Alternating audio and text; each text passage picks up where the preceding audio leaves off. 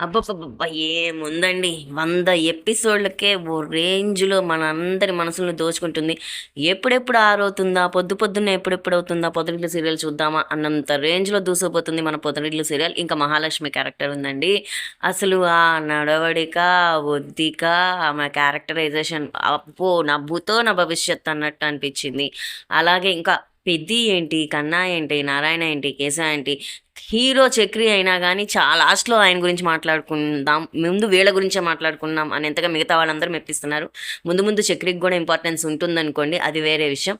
సరే ఈరోజు ఎపిసోడ్ అయితే మాత్రం మన పెద్ది ఎప్పటినుంచైతే ఏడవడం స్టార్ట్ చేశాడో అంటే ఏడవడం స్టార్ట్ చేశాడు అంటే మొన్న గాయత్రి పెళ్లయిపోయిన తర్వాత పెద్ది మహాలక్ష్మి చేతులు పట్టుకొని ఏడుస్తాడు చూడండి. ఆ రోజు నుంచి ఇంకా మనసుల్ని మెలిపెట్టేస్తున్నారు. ప్రతిరోజు సీరియల్‌లో ఏదో రకంగా ఏదో ఒక ఆర్టిస్ట్ అనిపిస్తుంది. ఒకరోజు పెద్ది ఏడిపిస్తే, ఇంకో రోజు కన్నా ఏడిపిస్తున్నాడు. ఈరోజు మళ్ళీ మహాలక్ష్మి తన డైలాగ్స్‌తో ఏడిపించేసింది.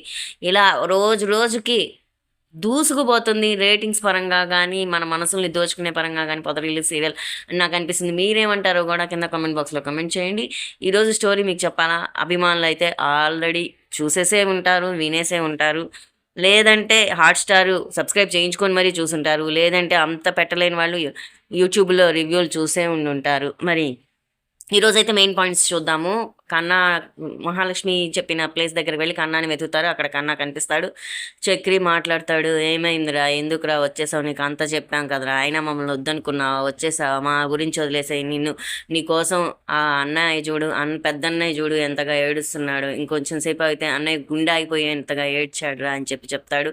అప్పుడు వాళ్ళ అన్నయ్యని పట్టుకొని ఏడుస్తాడు. ఎలాగో ఇంటికి తిరిగి వస్తారు. మహాలక్ష్మికి ఫోన్ చేసి ఈలోగా మహాలక్ష్మి వాళ్ళ మామగారికి వార్నింగ్ ఇస్తుంది. మామగారు అంటున్నాను అంటే రాబోయే కాలంలో చక్రి, మహాలక్ష్మి కలిసిపోతారనుకోండి అది వేరే విషయం. నారాయణకి వార్నింగ్ ఇస్తుంది. కన్నా రాకపోవాలి. నీకు పని చెప్తాను అప్పుడు అంటుంది. అంతలోకి కన్నా రానే వస్తాడు. వచ్చిన తర్వాత మళ్ళీ కాసేపు మాట్లాడిన తర్వాత వాళ్ళ నాన్నని అంటాడనమాట. "నీ వల్లే నేను ఎళ్ళాల్సిన పరిస్థితొచ్చింది" అని చెప్పి అనంగాల్నే ఆపరా అని చెప్పి మహాలక్ష్మి ఒక్కటి చెంప మీదేస్తుంది. "వీళ్ళందరిని మర్చిపోయావా? అసలు ఎంత శిఖరాల్లాగా నీకు ఎన్నెన్ని మాటలు చెప్పారురా! వాళ్ళ మాటలన్నీ విని కూడా నీకు ఎందుకు వెళ్ళాలనిపించింది? ఇక ఈయనంటావా? ఈ పెద్ద మనిషినంటావా? ఏమీ కాని నా కోసమే రక్తం చిందించారు. అలాంటి మనిషిని పట్టుకొని నన్నన్ని మాటలంటావా?" అని క్లాస్ పీకి తర్వాత పెద్ది కాళ్ళ మీద పడి క్షమాపణ చెప్పమంటుంది. అప్పుడు క్షమాపణ చెప్తాడు. ఆయన మొహం చూసి అయినా నీకసలు ఎట్లా వెళ్ళాలనిపిస్తుందిరా? నిన్ను అమ్మలాగా పెంచాడు కదరా! అని క్లాస్ పీకుతుంది.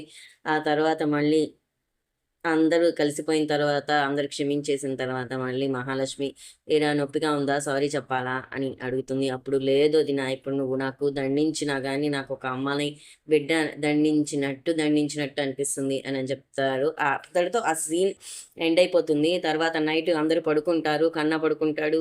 మన పెద్ది కూడా పడుకుంటాడు. పెద్దికి నిద్ర పట్టదనమాట. పడుకుంటే మళ్ళీ కన్న ఎళ్ళిపోయినట్టు గుర్తొస్తూ ఉంటుంది. అందుకే లేచి ఒక టవల్ తెచ్చి తన కాలికి మళ్ళీ కన్నా కాలికి కలిపి ముడేసుకుంటాడనమాట. అది కన్నా మెలుకువ వచ్చి లేచి "ఏంటన్నయ్య" అంటే, "ఏం లేదురా నువ్వు మళ్ళీ వెళ్ళిపోతావేమోనని చెప్పి ఇట్లాగ చేస్తున్నాను" అని చెప్తే, "అన్నయ్య అప్పుడు వదిన ఇందాక చెప్పేదాకా నాకు రియలైజ్ అవ్వలేకపోయాను. ఇప్పుడు నాకు తెలిసొచ్చింది మిమ్మల్ని వదిలి ఎందు ఎన్ ఎ ఎళ్తానని చెప్పి ఎంత తప్పు చేశాను అనేది రియలైజ్ అయ్యానయ్యా" అంటే, "అయితే అన్నయ్య" అంటే, అయితే ఈ కట్లు తీసేస్తాను లేరా" అంటే, "వద్దన్నయ్య మళ్ళీ నువ్వు నిద్రపోవు. నేనెళ్ళిపోతానేమో అనే ఆలోచనలో నువ్వు నిద్రపోవు. ఉంచినా పర్వాలేదన్నయ్య" అని చెప్పి చెప్తాడు. అప్పుడు పెద్ది కూడా పడుకుంటాడు. అప్పుడు ఇంకా పెద్దిని జోకొడతాడనమాట మన కన్న. ఇది ఇలా జరుగుతుంది. మళ్ళీ మర్చిపోయాను ఇందాక కన్నా వచ్చిన తర్వాత ఫస్ట్ కాన్వర్జేషన్‌లో నేను ఈ ఇంట్లో పుట్టనందుకు ఏడుస్తున్నాను. ఇప్పటిదాకా ఈ ఇంట్లో ఎందుకు పుట్టానా అని బాధపడేవాడిని. ఇప్పుడు ఈ ఇంట్లో పుట్టనందుకు మీ ఒకే మీ అమ్మ కడుపునే పుట్టనందుకు ఏడుస్తున్నాను అని చెప్తాడు. ఆ డైలాగ్ కూడా నాకు చాలా బాధగా అనిపించింది. పొద్దున్నే మాత్రం ఈ 'పొదరిల్లు' సీరియల్ వాళ్ళు మనందరికీ కళ్ళమ్మట నీళ్లు తెప్పిస్తున్నారు అని నాకనిపిస్తుంది. మీకు కూడా అదే అనిపిస్తుందా లేదా కింద కామెంట్ బాక్స్‌లో కామెంట్ చేయండి. ఇక మళ్ళీ తెల్లారుతుందనమాట. తెల్లారినాక కూర్చొని కన్న దిగులుగా ఆలోచిస్తూ ఉంటాడు. లోపల పెద్ది వంట చేస్తూ ఉంటాడు.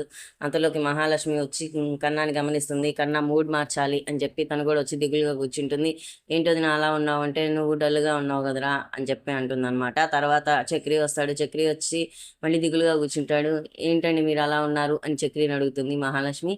"మీరు అదే" అప్పుడు చక్రి "మీరు డల్‌గా ఉన్నారు గదా" అని చెప్పి అంటాడు. తర్వాత నెక్స్ట్ మళ్ళీ తెల్లారుతుంది. అప్పుడు కూడా కన్నా కూర్చొని ఆలోచిస్తూ ఉంటాడు. మహాలక్ష్మి వచ్చి తన మూడ్ మార్చడానికి తను కూడా వచ్చి దిగులుగా కూర్చుంటుంది. ఏంటో వదిన అలా ఉన్నావు అంటే, నువ్వు డల్గా ఉన్నావు కదా అని. చక్రి వచ్చి మళ్ళీ డల్గా కూర్చుంటాడు. మీరేంటండి అలా ఉన్నారని మహాలక్ష్మి అడిగితే, మీరు డల్గా ఉన్నారు కదా అని చెప్పి అంటాడు. అప్పుడు మహాలక్ష్మి అంటే మనందరం డల్గా ఉండడానికి కన్నానే కారణం అంటారా అని అనేలోపు పెద్ద ఉప్మా తీసుకొని వస్తాడు.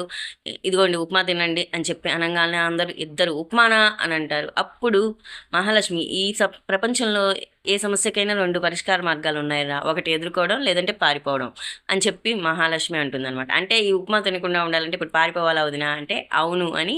సరే ఎక్కడికి వెళ్దాం వదినా అంటే, నీకు ఫేవరెట్ ప్లేస్ ఉంది కదా అమ్మ గద్దెని, అక్కడికి వెళ్దామని చెప్పి తీసుకెళ్తుందనమాట. అక్కడికి వెళ్ళిన తర్వాత మళ్ళీ ఈ విషయం గురించే కాసేపు మాట్లాడుకుంటారు. ఆ తర్వాత నెక్స్ట్ ఎపిసోడ్ ప్రోమో వచ్చింది. చించి చించి చించి చించి పారేశారనమాట. నెక్స్ట్ ఎపిసోడ్ ప్రోమో అందరం కలిసి టూర్ వెళ్దాం అనుకుంటారు. మన నారాయణ షార్ట్ వేసుకొని వస్తాడు.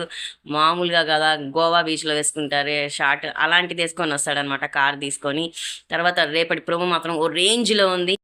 అందరూ కలిసి టూర్ వెళ్తున్నారు కారులో. అసలు మళ్ళీ ఒక చోట దిగి కళ్ళజోళ్ళు బేరం ఆడతారు. అందరికీ అతను ఎంతో చెప్తే నారాయణ మాత్రం 100 రూపాయలకి బేరం ఆడతారు. అందరూ కళ్ళజోళ్ళు తీసుకొని సెల్ఫీలు దిగుతారు. నారాయణ మహాలక్ష్మి ఇద్దరు పక్కపక్కన వీపులు ఆనిచ్చి ఫోటోలు దిగుతారనమాట. ఆ తర్వాత మళ్ళీ ఎవరితో బుల్లెట్ బండి తీసుకొని నారాయణ పరారి అవుతూ ఉంటాడు. మహాలక్ష్మి కూడా వచ్చేయండి వచ్చేయండి వచ్చేయండి అని మామగారికి చీరొప్పిస్తుంది. ఇలా రేపటి ఎపిసోడ్ మాత్రం అదిరిపోయింది. అందుకే ఈరోజు నేను తమ్నైల్లో ఈ రోజు అదిరింది రేపు బెదిరింది అని పెట్టాను. మీకు కూడా ఈ రోజు ఎపిసోడ్స్ చూసిన తర్వాత ఏమనిపించింది, రేపటి ఎపిసోడ్ ప్రోమో ఎలా ఉందో అది కూడా కింద కమెంట్ బాక్స్లో కమెంట్ చేయడం మాత్రం మర్చిపోకండి. మరో వీడియోతో మీ ముందుకు వచ్చే వరకు సెలవు, నమస్కారం. అంతలోకి మీరేం చేయాలి, ఈ పొదరీలు సీరియల్ రివ్యూని నేను కంటిన్యూ చేయాలా వద్దా, లేదంటే అసలు ఏ సీరియల్ చెప్పాలి, మీకు ఏ సీరియల్ నచ్చుతుంది, మీకు ఇప్పుడు ఉన్న సీరియల్స్ అన్నిట్లో ఏది నచ్చుతుందో దాని గురించి కూడా కింద వివరంగా కమెంట్ చేయండి.